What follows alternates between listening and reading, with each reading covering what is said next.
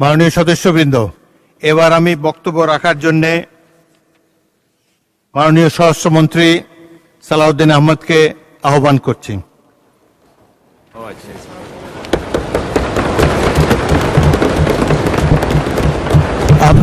মাননীয় মন্ত্রী, আপনার সময় 30 মিনিট, তারপরে যদি লাগে আপনাদের সময়ের মধ্যে অ্যাডজাস্ট করে নেব। মাননীয় স্পিকার, আপনাকে ধন্যবাদ। আমাদের এখানে we have many pulse in our string. Already একজন বক্তৃতা দিয়েছেন, আরও দিবেন মাননীয় আইনমন্ত্রী। আমি না দিলে অনেক সময় খুশি হয় অনেকে। আমি ভাবছিলাম আমাদের আরও জুয়েলস যারা আছে তাদেরকে আজকে একটা একটা করে প্রকাশিত করব। মাননীয় স্পিকার, অনেক ধন্যবাদ আপনাকে। আমি মাঝে মধ্যে আজকে একটু দেখব, কারণ রেকর্ডের ব্যাপার অনেক কিছু এখানে উত্থাপিত হয়েছে। আমাদের মাননীয় বিরোধী দলের অনেক বিজ্ঞ সদস্য, ব্যারিস্টার্স, অ্যাডভোকেটস যারা আইন কানুন সংবিধান উদ্ধৃত করেছেন, মজবুরিতে আমাকেও কিছু কিছু জবাব দিতে হবে। আজকে যে নোটিশটা মাননীয় বিরোধী দলীয় নেতা মুলতবি প্রস্তাবের জন্য উত্থাপন করেছেন, লিখিত কাগজটা আমার কাছে আছে। এখানে জুলাই জাতীয় সনদ সংবিধান সংস্কার বাস্তবায়ন আদেশ 2025, আদেশ নম্বর 1 2025, আমি পড়ছি ওনারটা। এর অনুচ্ছেদ 10 অনুযায়ী সংবিধান সংস্কার পরিষদের অধিবেশন আহ্বান প্রসঙ্গে, এটাই হচ্ছে আজকের ফ্যাক্টিং ইস্যু, আলোচ্য বিষয়। তা আসি, এই 10 অনুচ্ছেদ সংবিধান সংস্কার বাস্তবায়ন আদেশের কি, সেটা হচ্ছে পরিষদের অধিবেশন আহ্বান, কোরাম ভোটদান ইত্যাদি সংসদ নির্বাচনের ফল ঘোষিত হইবার 30 পঞ্জিকা দিবসের মধ্যে যে পদ্ধতিতে জাতীয় সংসদের প্রথম অধিবেশন আহ্বান করা হইবে, অনুরূপ পদ্ধতিতে পরিষদের প্রথম অধিবেশন আহ্বান করা হইবে। এটা একটি আদেশ। তাদের বক্তব্য অনুযায়ী এই পরিষদের অধিবেশন কেন রাষ্ট্রপতি আহ্বান করলেন না? এবার সংবিধানে আসি। আর্টিকেল 72 অনুসারে রাষ্ট্রপতি প্রধানমন্ত্রীর পরামর্শ অনুযায়ী, লিখিত পরামর্শ অনুযায়ী সংসদের অধিবেশন, প্রথম অধিবেশন, সময় স্থান নির্ধারণ করে প্রজ্ঞাপন করেছেন। আর্টিকেল 73 অনুসারে তার ভাষণ দেওয়ার কথা, তিনি এখানে ভাষণ দিয়েছেন। আমাদের মাননীয় বিরোধী দলের সদস্যগণ তার ভাষণ শুনতে চান নাই, ওয়াকআউট করেছেন, ভালো কথা, কিন্তু তার ভাষণের উপর আলোচনা করছেন এবং 50 ঘন্টা আলোচনা হবে ইনশাআল্লাহ। মাননীয় মহামান্য রাষ্ট্রপতির কাছে সংবিধান অনুযায়ী আমাদের কোন কোন সদস্য এখানে আছেন, উপদেষ্টা হিসেবে শপথ নিয়েছেন। সংবিধান তখন ভালো ছিল, রাষ্ট্রপতিও তখন ভালো ছিল, কিন্তু ভাষণের দিন উনি মনোপুত হলেন না আর কি। যাই হোক, এখন এই আদেশটা নিয়ে যে আমরা আলোচনা করব, আদেশের অনুবলে যে সংবিধান সংস্কার পরিষদের অধিবেশন কেন আহ্বান করা হবে না তার উপর যে আলোচনা করব, আদেশটা কি, কিছু কিছু জবাবের মধ্যে চলে আসবে। মাননীয় বিরোধী দলের একজন সদস্য বলেছেন এই আদেশটা বৈধ আইন। এখানেই হচ্ছে বিতর্কটা। এই আদেশটা বৈধ আইন না। রাষ্ট্রপতি আদেশ জারি করতে পারতেন, পাস্ট টেন্স। 1971 সালের 26শে মার্চের পরের থেকে বাংলাদেশের সংবিধান প্রণীত হওয়ার আগ পর্যন্ত বাংলাদেশের স্বাধীনতার ঘোষণাপত্র অনুযায়ী এবং সেই অনুযায়ী laws continuance enforcement order 1971 10th এপ্রিল এবং the Bangladesh constitution provisional constitution order 1972, এই অনুসারে রাষ্ট্র পরিচালিত হয়েছে। রাষ্ট্রপতি অর্ডার জারি করেছেন, রাষ্ট্রপতির অর্ডার অনুসারে নবগঠিত রাষ্ট্র পরিচালিত হয়েছে। আদেশগুলো সবগুলোকে বৈধতা দিয়ে সংবিধানের প্রথম এবং 4th তফসিলে বৈধতা দেওয়া হয়েছে, কন্টিনিউশন হয়েছে। আমি সেই আদেশকে বৈধ আদেশ মনে করি। যে হাইকোর্টের আদেশ, যে রুলিং এর কথা বললেন, সেই আদেশগুলোকে আইনে পরিণত আইন বলে স্ট্যাটাস দেওয়া হয়েছে। অবশ্যই আর্টিকেল 152 অনুসারে একটা হচ্ছে ল, আরেকটা হচ্ছে এক্সিস্টিং লস। আইন এবং প্রচলিত আইন দুই জায়গাতেই আদেশ হচ্ছে বৈধ আইন, অন্যান্য প্রথা রুলস সবকিছু বৈধ আইন, আদেশও আইন। কিন্তু এই আদেশ ছিল, কিন্তু আদেশ জারি করার ক্ষমতা 1973 সালের 7ই এপ্রিলের পর রাষ্ট্রপতির আর রইল না। চতুর্থ তফসিলের সংবিধানের চতুর্থ তফসিলের ধারা 3 সাবসেকশন 2 সাবসেকশন 3 অনুসারে যে সমস্ত আদেশ জারি হয়েছিল সেটা বৈধ, এবং যে সমস্ত আদেশ জারি হয়েছে সেটা পরে রাষ্ট্রপতি বাংলাদেশে প্রণীত সংবিধানের সাথে সামঞ্জস্যপূর্ণতা দেওয়ার জন্য সেটা আদেশ সংশোধনও করার ক্ষমতা দেয়া হয়েছে। এবং সেখানে আপনি দেখবেন 2 বছরের টাইম লিমিট করে দেওয়া হয়েছিল। আমি দেখে বললে ভালো বলি না, সেই জন্য এমনি বলি। তো সেই জায়গায় 2 বছরের সময়সীমা 1974 সালের একটা দিবসে শেষ হয়, সেটা আমি পরে বলবো, এখানে দেখে বলতে হবে। কিন্তু চতুর্থ তফসিলের ধারা 17 সাবসেকশন 2 লাস্ট প্যারাগ্রাফ অনুসারে বাংলাদেশের রাষ্ট্রপতির আর আদেশ জারির ক্ষমতা রইল না। তারপরে দেখে নিতে পারেন। তারপরে রাষ্ট্রপতি আদেশ জারি করলেন কিভাবে, সেটাই হচ্ছে আজকের ফ্যাক্টরিং ইস্যু। যে আদেশের জন্মই বৈধ হলো না, সেই আদেশ হবে ভয়েড অ্যাব ইনিশিও লিগ্যাল ল্যাঙ্গুয়েজ, সূচনা থেকেই অবৈধ। এইবার বক্তৃতায় আসি। মাননীয় স্পিকার, এই আদেশটা রাষ্ট্রপতির অধ্যাদেশ না হওয়ার কারণে 133টি অধ্যাদেশ উপস্থাপন করা হলেও সংসদের প্রথম দিনে এই আদেশটা উপস্থাপন করা হলো না, কারণ এটা না হয় অধ্যাদেশ না হয় আইন। আমি সেজন্য বলেছিলাম এটা হয়তো কোনো নিউট্রাল জেন্ডার হতে পারে। এনিওয়ে, এই আদেশটি অন্তর্বর্তীকালীন সরকারের অন্তহীন একটি প্রতারণার দলিল, এটা আমি আজকে আবার পুনরুচ্চারণ করছি। এই আদেশের 10 ধারা অনুযায়ী সংবিধান সংস্কার পরিষদের যে অধিবেশন আহ্বান করার কথা আমাদের মাননীয় বিরোধী দলীয় নেতা উত্থাপন করেছেন, সেটা ফ্যাক্টরিং ইস্যু সম্পর্কে আমি আজকে বলে ফেললাম। এখন রাষ্ট্রপতি যে 72 অনুচ্ছেদ অনুসারে যে সংবিধানের নির্দেশ বিধান অনুসারে প্রধানমন্ত্রীর লিখিত পরামর্শ অনুযায়ী এই মহান জাতীয় সংসদের অধিবেশন আহ্বান করেছেন, স্থান এবং সময় নির্ধারণ করেছেন, সেটাও বলেছি। কিন্তু সংবিধান সংস্কার পরিষদের কি কোনো অস্তিত্ব এখন আছে, যে রাষ্ট্রপতি কোন বিধান বলে এই অধিবেশন আহ্বান করবেন? এই আদেশ, যে আদেশটা ভয়েড অ্যাব ইনিশিও, সেই অনুবলে কি রাষ্ট্রপতি কোনো ক্ষমতা প্রাপ্ত হলেন? হ্যাঁ, যদি আমরা এখানে সবাই সম্মত হতাম, সংবিধান সংশোধন হয়ে যেত, সেখানে রাষ্ট্রপতিকে ক্ষমতা দেয়া হতো এবং রাষ্ট্রপতি সেই অনুসারে সংবিধান সংস্কার পরিষদের গঠন করতেন। সংবিধানে আসতো, ফর্ম আসতো 3য় তফসিলে 148-এর বিধান অনুসারে, সেই ফর্ম অনুসারে যিনি শপথ পরিচালনা করতে পারতেন তিনি, তার নির্ধারণ হতো, সেটি স্পিকার হোক, রাষ্ট্রপতি হোক বা প্রধান নির্বাচন কমিশনার হোক, তারপরে সেই প্রশ্ন আসতে পারত। এখন যে সংবিধানের 4র্থ তফসিলের 3য় দফা সাবসেকশন 2 সাবসেকশন 3 এবং 17 দফার লাস্ট প্যারাগ্রাফ সাবসেকশন 2 আমি উদ্ধৃত করলাম, সেটা দয়া করে সবাই দেখতে পারেন। এখন কথা হলো, মাননীয় স্পিকার, এই আদেশটার অনুবলে আমরা যেটা এখানে দাবি করছি সেটা তো একটা অবৈধ আদেশ, ভয়েড অ্যাব ইনিশিও।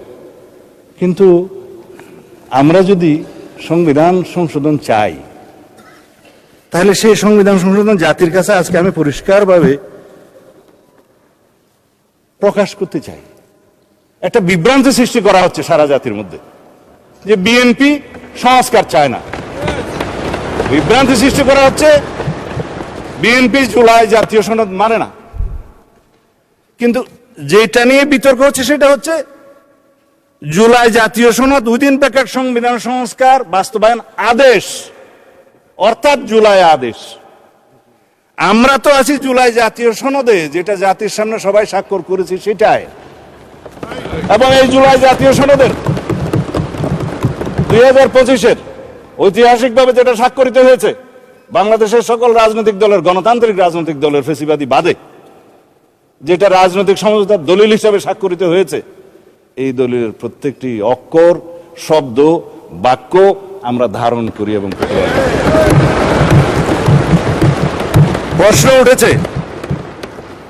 প্রশ্ন উঠেছে যে আমরা এই আদেশের অনুবলে কেন আমরা গণভোট যেটা অনুষ্ঠিত হয়েছে সেটা মানছি না।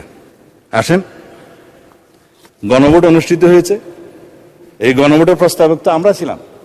আমি প্রস্তাব দিয়েছিলাম বিএনপির পক্ষে যে অন্যান্য রাজনৈতিক দল জুলাই জাতীয় সনদ যখন স্বাক্ষরিত হবে, তখনও হয়নি, সেটার আইনি ভিত্তি দেওয়ার জন্য সবাই একটা দাবি উত্থাপন করলেন। বললাম হ্যাঁ, জনগণের সম্মতি নেওয়া যায়।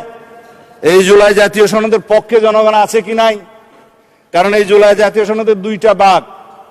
প্রথম ভাগ হচ্ছে সংবিধান সংশোধন সাপেক্ষে আমরা সংস্কারের বিষয় সমূহ এখানে বলা আছে 1 থেকে 47 সংবিধান সংশোধন সাপেক্ষে সংস্কারের বিষয় সমূহ লেখায় আছে। সংবিধান সংশোধন সাপেক্ষে সংস্কারের বিষয় সমূহ যদি এই জুলাই সনদের পক্ষে জনগণ হ্যাঁ বলে, তাহলে পরে আমরা সংবিধান সংশোধন করতে পারবো সেই 47টা বিষয়ে। উইথ নোট অফ ডিসেন্ট, প্রত্যেকটা নোট অফ ডিসেন্টে বলা আছে যে সমস্ত রাজনৈতিক দল বা জোট তাদের নির্বাচনী ইশতেহার উল্লেখপূর্বক যদি জনগণের ম্যান্ডেট লাভ করে, তাহলে তারা সেই মতে ব্যবস্থা গ্রহণ করতে পারবে। আগামী কালকে অথবা পরশু সম্ভবত আরেকটি মুলতবি নোটিশের উপরে আমরা আলোচনা করতে চাইবো। আমরা দিচ্ছি না, বেসরকারি সদস্যরা দিচ্ছে। সেখানে এই জুলাই জাতীয় সনদের প্রত্যেকটি ধারা ও উপধারা কি কি আছে সেই বিষয়ে কথা হবে, প্রতিশ্রুতি বিষয়ে। আমি আজকে ওখানে বিস্তারিত যাব না। এটার দ্বিতীয় ভাগ হচ্ছে যে সমস্ত সংস্কারের বিষয়ে আমরা একমত হয়েছি, সেই বিষয়ের মধ্যে কিছু আইন আছে সংশোধন করতে হবে, কানুন আছে, বিধি আছে, বিধান আছে, সেটার জন্য সংবিধান সংশোধনের প্রয়োজন হয় নাই বিধায় ইন্টারিম গভর্নমেন্ট অনেক অধ্যাদেশের মাধ্যমে সেগুলো সংশোধন করেছেন, এক্সিকিউটিভ অর্ডারের মাধ্যমেও করেছেন। আমরা এগ্রিড হয়েছি। তবে সেই সমস্ত অধ্যাদেশগুলো বিধান মতে বাংলাদেশের নির্বাচিত জাতীয় সংসদে উত্থাপন করতে হয়েছে। আর্টিকেল 93 অনুসারে আইনমন্ত্রী সেটা করেছেন। And this is the supremacy of the parliament. And this is the sovereignty of the people. And this is the sovereign house of the nation. এই sovereign হাউসের ক্ষমতা হচ্ছে, এখতিয়ার হচ্ছে রাষ্ট্রপতি অধ্যাদেশ জারি করতে পারলেও ইন বিটুইন 2 সেশনস সেটা এই মহান সংসদে পাশ করে নিতে হবে উইদিন 30 ডেজ। এটাই হচ্ছে সার্বভৌম পার্লামেন্টের সার্বভৌমত্ব। মাননীয় স্পিকার, আমরা এখন যদি এটার পোস্টমর্টম করতে চাই, রাষ্ট্রপতির এই আদেশ কেন অবৈধ, তার যুক্তিসমূহ একটু বলি। 7ই এপ্রিল 1973, আগে যেটা বলছিলাম, এই তারিখ থেকে বাংলাদেশের প্রথম জাতীয় সংসদ বৈঠক অনুষ্ঠিত হওয়ার পর রাষ্ট্রপতির আদেশ জারির ক্ষমতা রহিত করা হইল সংবিধানের 4th তফসিলের 17 দফার 2 দফা, লাস্ট প্যারা। রাষ্ট্রপতির কোন আদেশ এবং অধ্যাদেশ দ্বারা পরবর্তী সংসদের সার্বভৌম এখতিয়ারকে খর্ব করতে পারেন না। কেন পারেন না? আর্টিকেল 7, রাষ্ট্রের সকল ক্ষমতার মালিক জনগণ এবং সেই জনগণের সার্বভৌমত্ব এখতিয়ার প্রয়োগের মাধ্যমে এই সংবিধান হচ্ছে সর্বোচ্চ আইন। Any laws inconsistent to the constitution will be buoyed, is buoyed, shall be buoyed to the extent of the inconsistency. এটাই হচ্ছে supremacy of the constitution, supremacy of the house, supremacy of the people of the country. সেই 7 অনুচ্ছেদ বলে কথা বলছি।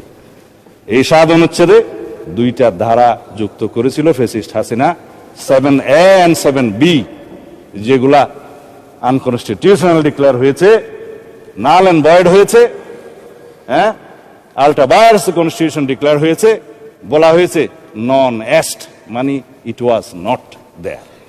Verdict হাইকোর্টের এখনো পর্যন্ত আপিল হয়নি। সংবিধান সংস্কার বাস্তবায়ন আদেশের দফা 4, আমি এখান থেকে লিখেছি আর কি, আইন থেকে। গণভোটের ব্যালট উত্থাপিত প্রশ্ন। দফা 8, সংবিধান সংস্কার পরিষদের সদস্য হিসেবে শপথ গ্রহণ। দফা 10, যেটা নিয়ে আলোচনা হচ্ছে, সংবিধান সংস্কার পরিষদের অধিবেশন আহ্বান। দফা 13, সংবিধান সংস্কার অবিলম্বে কার্যকর করা। একটা মহামান্য সম্রাটের আদেশ জারি হয়ে গেল, 180 দিনের ভিতরে সংবিধান সংশোধন হয়েছে বলে ধরিয়ে লওয়া হইবে। তাহলে পরে জনগণের অধিকার কোথায়? সুপ্রিমেসি কোথায়? সুভেরেনিটি কোথায়? জনগণ 51% ভোট দিয়ে কনস্টিটিউশনাল ম্যান্ডেটে নির্বাচিত করেছে এই সংসদ সদস্যদের। প্রশ্ন আসছে ওই পক্ষ থেকে, তাহলে 70% ভোটের কি হবে? 70% ভোটের একটা ফয়সালা হবে। জনরায়কে আমরা সম্মান করতে চাই, করতে হবে, কিন্তু এই 70% তো দেওয়ার কথা ছিল মানে স্পিকার জুলাই জাতীয় সনদের পক্ষে আছে কি নাই সেটার উপর। আমি আগেও বলেছি, এই যে আদেশ যেটা নিয়ে কথা হচ্ছে এবং যেটার সাথে সামঞ্জস্য রেখে গণভোটের অধ্যাদেশ করা হয়েছে, সেই গণভোটের দফা 3 এবং 4, আরো কয়েকটা দফা আছে, দেখলে সময় যাবে, আমি দেখব না। সেগুলো সামঞ্জস্যতা রেখে প্রশ্ন রেডি করা হয়েছে। জনগণকে বলছে এটা সংবিধান সংস্কার হয়ে যাবে, এর পক্ষে হ্যাঁ অথবা না। কথা হচ্ছে মানে স্পিকার, আর্টিকেল 93 অর্ডিন্যান্স জারির মাধ্যমেও রাষ্ট্রপতির ক্ষমতা নাই কোন সংবিধানের বিধানকে রহিত হয়, পরিবর্তন হয় সেরকম কোন আইন জারি করা, অধ্যাদেশ জারি করা। এটা তো অধ্যাদেশও নয়, এটা তো ভয়েড অ্যাব ইনিশিও একটা অর্ডার, যেটা রাষ্ট্রপতি করতেই পারেন না। সেখানে কনস্টিটিউশন চেঞ্জ করার জন্য একটা আদেশ জারি হলো, তারপরে সেটার অনুবলে গণভোটের মধ্যে প্রশ্ন উত্থাপিত হলো। এগুলো সবকিছু হচ্ছে এখতিয়ার বহির্ভূত। যারাই করেছে, ইন্টারিম গভর্নমেন্ট করেছে, কনস্টিটিউশন ভায়োলেশন করেছে, অথচ সেই কনস্টিটিউশন অধীনেই তো তারা শপথ গ্রহণ করেছে। সে রাষ্ট্রপতি করতেই পারে না, এখতিয়ারটা কোথায়? তারপরে আসে এখন দফা 13, সংবিধান সংস্কার অবিলম্বে কার্যকরী হবে। সেটা তো বললাম, সরাসরি এটার মধ্য দিয়ে নেক্সট পার্লামেন্টকে, অর্থাৎ এই পার্লামেন্টকে, সাকসেসর পার্লামেন্টকে, পরবর্তী পার্লামেন্টের এখতিয়ারকে খর্ব করা হলো। পৃথিবীতে এমন কোনো বিধান নাই, সংবিধানের মাধ্যমেও না, সাকসেসর পার্লামেন্টকে, পরবর্তী সংসদকে বাইন্ডিং করতে পারে, অধিকার ক্ষুণ্ণ করতে পারে। হ্যাঁ, করতে পারে। আমরা এখানে এমন কোন আইন এখন সংবিধান আনতে পারবো না যে পরবর্তী পার্লামেন্টের সংসদ সদস্যরা এই করতে পারবে না। নো, যার জন্য সংবিধানের ফ্যাসিস্ট সরকার আরোপিত 7A and B null and void ঘোষণা করা হয়েছে। আরেকটা বায়াস কনস্টিটিউশন ঘোষণা করা হয়েছে, বলা হয়েছে নন এস্ট, এটা ছিলই না। এখন আসেন যে দফা 7, 180 দিনের ভিতরে সংবিধান সংস্কার সম্পন্ন করার যে বিধান করা হয়েছে, যে এই সংস্কার পরিষদের অস্তিত্বই নাই, সেই সংস্কার পরিষদের এখতিয়ার এখানে ডিক্লেয়ার করা হয়েছে যে 180 দিনের ভিতরে এই আদেশে যা যা আছে সব করবেন। আদেশটার মধ্যে মাননীয় স্পিকার যে সমস্ত তফসিল দেয়া হয়েছে, 30টা তফসিল দেয়া হয়েছে। এই তফসিলের মধ্যে আদেশটা দেখলাম, আমি তো মনে করছিলাম 48টাই তফসিল এখানে ধরিয়ে দেবে, পক্ষে 47টা। বলছে জুলাই জাতীয় সনদ 2025 যে সকল বিষয়ে ঐক্যমত হয়েছে, ঐক্যমত হয়েছে উইথ নোট অফ ডিসেন্ট। কিন্তু এখানে নোট অফ ডিসেন্টের প্রশ্নটা কোথায়? এখানে নোট অফ ডিসেন্টের অংশটা কোথায়? আপনি প্রস্তাবটা করলেন আর নোট অফ ডিসেন্ট সহ যেভাবে আমরা ঐক্যমত হয়েছে সেটা লিখলেন না। তার মানে এটা হচ্ছে একটা জাতীয় প্রতারণা দলিল। এখানে বলছে দফা 4 অনুযায়ী গণভোটের ব্যালটে উত্থাপিত 4টি প্রশ্নের প্রত্যেকটিতে আপনি আলাদাভাবে হ্যাঁ অথবা না দেওয়ার বিধান, এই হ্যাঁ অথবা না দেওয়ার বিধান এইটা সংবিধান সংশোধনের প্রশ্ন জড়িত, এই পার্লামেন্টের সার্বভৌমত্ব লঙ্ঘনের সাথে জড়িত। সেই প্রশ্নই আপনি গণভোটে দিতে পারেন। যদি দিয়েও থাকেন 4টা গণভোটের প্রশ্ন, আমাকে কেন বাধ্য করা হলো একটা জবাব দিতে হবে হ্যাঁ অথবা না? বলা হচ্ছে যে তুমি এখানে 3টা শরবতের বোতল আছে, তবে এই কুইনেনটাও তোমাকে খাইতে হবে। মা ছেলেকে ট্যাবলেট খাওয়াতে পারছে না বেশি তিতা, তো কলা খাই ছেলে, কলার ভিতরে কুইনেনটা ঢুকাই দিল ছেলে, এবং খাওয়ার সময় দেখলো এটা তিতা তিতা লাগে, তার ওটা দূর করে বাইর করে ফেলাই দিল। এই কোন আইনকে আপনি জাতিকে এইভাবে বাধ্য করে খাওয়াইতে পারেন? 3টা প্রশ্নের সাথে জুলাই জাতীয় সনদের মিল আছে। আমরা গণভোট চেয়েছিলাম এই জুলাই জাতীয় সনদের ভিত্তিতে, সবাই সম্মত হয়েছিল। ইন্টারিম গভর্নমেন্ট, অস্থায়ী গভর্নমেন্ট, তত্ত্বাবধায়ক সরকারের মতো মৌলিক কোনো বিষয়ে সিদ্ধান্ত নেওয়ার এখতিয়ার রাখে না, তারা কিভাবে একটা অবৈধ আদেশ জারি করে রাষ্ট্রপতিকে দিয়ে? আমি মহামান্য রাষ্ট্রপতির সাথে তখন কথা বলেছিলাম যে মহামান্য রাষ্ট্রপতি, আপনি কি আদেশ জারি করতে পারেন? বলে আমি তো পারি না, কিন্তু আমাকে পারাচ্ছে। তা এখন রাজহংসকে জোরপূর্বক স্বর্ণের ডিম পারতে বাধ্য করার মতো ঘটনা। যাই হোক, এখন সেটা অবৈধ ডিম্ব হয়েছে। এখন সংসদ সদস্য হিসেবে শপথ গ্রহণের পর দফা 8 অনুসারে ওই আইনেরই, ওই আদেশেরই অস্তিত্বহীন সংবিধান সংস্কার পরিষদের সদস্য হিসেবে শপথ নেওয়ার কোনো বিধান না থাকার পরেও একজন মাননীয় ব্যারিস্টার সদস্য বলেছেন, না, আমার মাননীয় সদস্য বোধহয় ডক্টর শফিকুল ইসলাম মাসুদ বলেছেন, এই সংবিধান সংস্কার পরিষদের সদস্য হিসেবে শপথ নেওয়ার ফর্মটা আমি পটুয়াখালী থেকে আনি নাই, এখানে কে সাপ্লাই করলো? আমি একমত, প্রধান নির্বাচন কমিশনারের অফিস থেকে এই ফর্ম এখানে জাতীয় সংসদে দেওয়ার এখতিয়ার প্রধান নির্বাচন কমিশনার নাই। তিনি শপথ নিয়েছেন তফসিল 148 অনুচ্ছেদের অনুবলে তফসিল 3-এ সংবিধান সংরক্ষণের জন্য তিনি শপথ নিয়েছেন। তিনি শপথ ভঙ্গ করেছেন, সংবিধান লঙ্ঘন করেছেন। কেউ একজন সিভিল রাইট হিসেবে মামলাও করেছে, ওখানে পক্ষভুক্ত করে নাই নির্বাচন কমিশনকে, কিন্তু বার্ডিক যদি আসে নির্বাচন কমিশন যে এটা ভায়োলেট করেছে আসবে। আমি মাননীয় প্রধান নির্বাচন কমিশনারকে এখানে বলা ঠিক না, যেহেতু উনি অনুপস্থিত, এটা বিধান নাই, সেজন্য ঘুরিয়ে বলছি, প্রশ্ন করতে পারতাম, করছি না, যে আপনি সংবিধান সংরক্ষণের জন্য শপথ নিয়েছেন, এই ফর্ম আপনাকে দাখিল করা জাতীয় সংসদের সচিবের কাছে পৌঁছে দেওয়ার কি এখতিয়ার কে দিয়েছে, কোন আইন বলে দিয়েছে? জাতীয় সংসদের সচিব এখানে উপস্থিত আছে বলতে পারি, ভায়োলেশন তো হবে না। তিনি সেই ফর্মটা আমাদের কাছেও পাঠালেন, ওনাদের কাছেও পাঠালেন। আমরা তখন আমাদের নেতৃবৃন্দ মাননীয় প্রধানমন্ত্রীর সাথে আলাপ করে বললাম, আমরা তো আজকে শপথ নিতে যাব, এখানে তো 2বার শপথ নিতে হবে, দেখা যাচ্ছে প্রথমবার শপথ নেওয়ার পরে দ্বিতীয়বার শপথ নিলে তো আগেরটা ভায়োলেশন হয়ে যাবে, এখন কি করবেন? বলে আমি তো এমপি হিসাবে নির্বাচিত হয়েছি, ব্যালটের মধ্যে একটা দানের শীষ ছিল, আর একটা কোদাল মার্কা ছিল, আর একটা কি কি যেন ছিল, দাড়ির পাল্লা ছিল। আপনার খুশি হয়েছেন? ঠিক আছে, দাড়ির পাল্লাও ছিল, আচ্ছা শাপলাও ছিল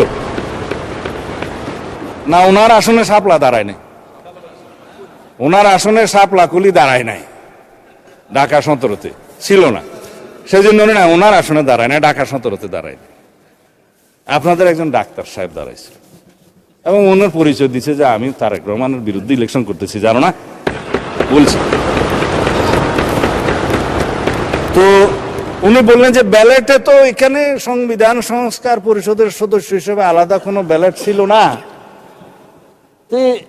ব্যালট ছিল না, 2200 ব্যালট ছিল না। বলে যে এখানে এমপি নির্বাচিত হওয়ার জন্য কনস্টিটিউশনাল ম্যান্ডেট হিসেবে নির্বাচন কমিশন সংসদ সদস্যদের নির্বাচনে একটা ব্যালট দিয়েছে, সেখানে আমরা সিলটিল দিয়েছি। আর একটা গণভোটের ব্যালট ছিল যে সংস্কার চাই কি চাই না, হ্যাঁ ওখানে হ্যাঁ না দিবে, জবরদস্তি দিয়েছে, দিল। তিনটার মধ্যে ঠিক আছে, একটার মধ্যে ঠিক নাই, চারটা প্রশ্নের মধ্যে। তো সেইটা তো আর নির্বাচিত হয় নাই, সেটা হচ্ছে জুলাই জাতীয় সনদের পক্ষে আছে কি নাই। তো জুলাই জাতীয় সনদের পক্ষে তো আমরা আছি, সারা জাতি আছে, সেটা দিয়ে তো সংস্কার পরিষদের কোন সদস্য এখানে নির্বাচিত হয় নাই। শপথ নিবেন কিভাবে? এই যে মাননীয় সদস্য গ্যাজেট নোটিফিকেশন দেখাচ্ছে, আমি তো গ্যাজেট নোটিফিকেশন দেখতে দেখতে এই 70-এর কাছাকাছি আসছি। কোনটা গ্যাজেট আর কোনটা আইন সেটাই এখন বর্ণনা করছি। এখন সার্বভৌম জাতীয় সংসদের নির্বাচিত সদস্যগণ কিভাবে নির্বাচিত? সার্বভৌম জনগণের এখতিয়ার অনুসারে তাদের প্রতিনিধি হিসাবে তারা নির্বাচিত করেছে এই সার্বভৌম জাতীয় সংসদে প্রেরণ করার জন্য। আমরা ব্যক্তিগতভাবে কেউ সার্বভৌম নই, কিন্তু এই হাউস বাংলাদেশের একমাত্র হাউস যেটা সুভারেন, যেখানে যে আলোচনায় আপনি করবেন এটা আদালতে নেওয়া যাবে না। এটাই হচ্ছে সার্বভৌমত্বের প্রকাশ। জনগণের সার্বভৌমত্ব, জনগণ জনপ্রতিনিধি নির্বাচিত করে সাংবিধানিক ভোটের মাধ্যমে আমাদের এখানে পাঠাইছে। আর একটা ভোট যেটা গণভোট হয়েছে সেটা সংস্কারের পক্ষে আছে কিনা হ্যাঁ অথবা না বলেন। আমার এই এখতিয়ার সংসদ সদস্য হিসেবে, এই সার্বভৌম সংসদের এখতিয়ার কি একটা গণভোটের সংস্কারের হ্যাঁ অথবা না দিয়ে 70%-এর কথা যেটা বলছে সেটা কি ভায়োলেট করা যায়? তারা তো বলেছে আপনি সংস্কার চান কি চান না, চেয়েছে, আমরা তো সংস্কার চাই, কিন্তু কিসের ভিত্তিতে চাই? যেটা রাজনৈতিক সমঝোতার দলিল হিসেবে জুলাই জাতীয় সনদ 2025 ভবিষ্যতের পথরেখা যেটা স্বাক্ষরিত হয়েছে ঐতিহাসিকভাবে, সেটার ভিত্তিতে সংস্কার চাই। আর প্রশ্ন উঠতে পারে গণভোট এবং তার ফলাফলের কি হবে? বলে ফেললাম, অসাংবিধানিক আদেশের অনুবলে বেআইনি কোনো আদেশের মাধ্যমে কোনো কিছুই বৈধতা পেতে পারে না মাননীয় স্পিকার। এই উক্ত জুলাই জাতীয় সনদ, সংবিধান সংস্কার বাস্তবায়ন আদেশ 2025 এবং গণভোট অধ্যাদেশ 2025, এই দুইটারই বৈধতা উচ্চ আদালতে চ্যালেঞ্জ করা হয়েছে, যা বিচারাধীন এবং রুল জারি হয়েছে বলে শুনলাম। অতএব বিচারাধীন বিষয়ে পার্লামেন্টে বিতর্ক হবে কি হবে না সেটা আলাদা বিতর্ক হতে পারে, এই বিতর্ক এখানে হবে কি হবে না। বাংলাদেশ জাতীয়তাবাদী দল বিএনপি এই স্বাক্ষরিত জুলাই জাতীয় সনদ 2025 এর প্রতিটি অক্ষর, শব্দ, বাক্যকে ধারণ করে বাস্তবায়নের জন্য জাতির কাছে আমরা অঙ্গীকার আবদ্ধ। আমরা জুলাই জাতীয় সনদের আলোকে জুলাই ছাত্র গণ অভ্যুত্থানের 2024-এর শহীদের আকাঙ্ক্ষা এবং জাতির প্রত্যাশা পূরণের প্রতিশ্রুতিবদ্ধ। এদেশের জনগণ বিএনপির নির্বাচনী ইশতেহার সমর্থন করে শতকরা 51% ভোট দিয়ে তাদের ম্যান্ডেট দিয়েছে বিএনপিকে। কিন্তু আমরা সরকারি দল, বিরোধী দল সবাইকে নিয়ে এই মহান জাতীয় সংসদে সমঝোতার ভিত্তিতে আলাপ আলোচনার মধ্য দিয়ে সংবিধানের গণতান্ত্রিক সংশোধনী আনতে চাই। বাংলাদেশের মানুষের বিশাল জনপ্রত্যাশার প্রতি আমরা সকলেই দায়বদ্ধ। আমি এখন কনক্লুড করব, এরপরে পলিটিক্যাল বক্তব্য আমি দেব না, কারণ সময় বোধহয় বেশি নাই। হ্যাঁ, আচ্ছা, 1 মিনিট সময় আছে আপনার। ঠিক আছে, আমি 1 মিনিটে, আপনারা একেবারে না বললেও ভালো, তাই আমি আহ্বান জানাচ্ছি মানে স্পিকার, আসুন আমরা সংবিধানের গণতান্ত্রিক সংস্কারের মাধ্যমে, সংশোধনের মাধ্যমে রাষ্ট্র কাঠামো মেরামতের ঐতিহাসিক অঙ্গীকার প্রতিপালন করি।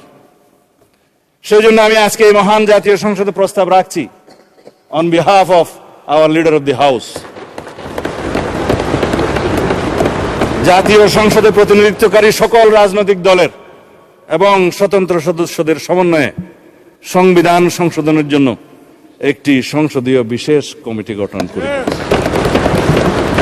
এবং উক্ত কমিটিতে আমরা সকলে মিলে আলাপ আলোচনা করে সমঝোতার মাধ্যমে জনপ্রত্যাশিত সংবিধান সংশোধনী বিল এই মহান জাতীয় সংসদে উত্থাপন করি এবং সেটা সমঝোতার মাধ্যমে